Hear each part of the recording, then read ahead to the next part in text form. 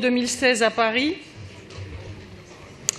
qui, bien qu'il ne soit pas chiffré, fait état de votre satisfaction pour l'organisation de ce grand événement dans une période particulièrement difficile. Il est vrai qu'aucun incident dramatique n'est venu ternir l'image de cette manifestation très attendue, ce dont chacun doit se réjouir. Paris a su accueillir l'Euro 2016. Voilà qui constitue un atout dans la perspective des Jeux 2024, qui sont évidemment d'une toute autre ampleur.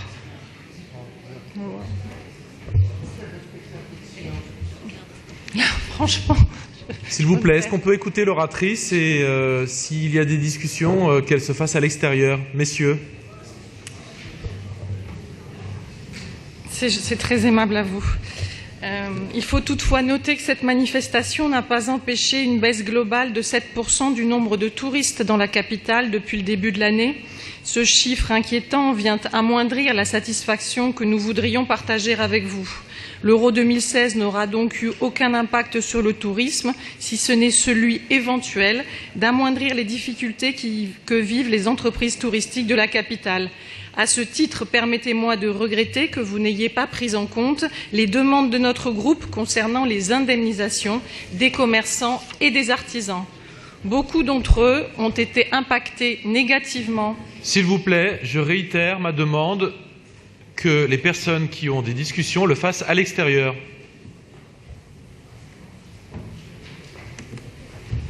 Madame Gégaud, vous avez la parole. Je vous remercie encore. Donc, je parlais donc des commerçants et des artisans parisiens. Beaucoup d'entre eux ont été impactés négativement par les mesures de sécurité mises en place à cette occasion.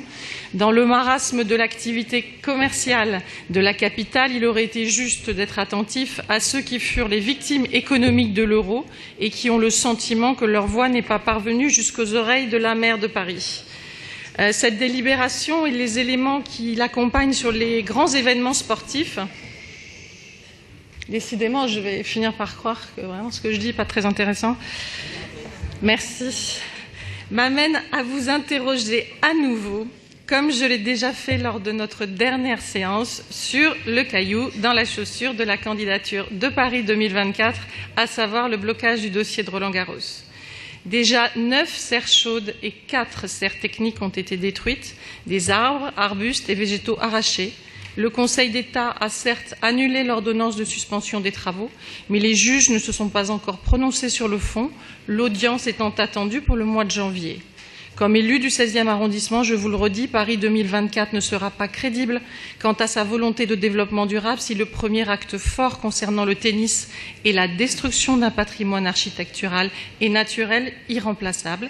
Je vous demande encore une fois de ne pas balayer d'un revers de la main cette question et d'accepter d'écouter toutes les parties prenantes pour trouver une sortie positive à ce dossier. Je vous remercie de votre écoute finale.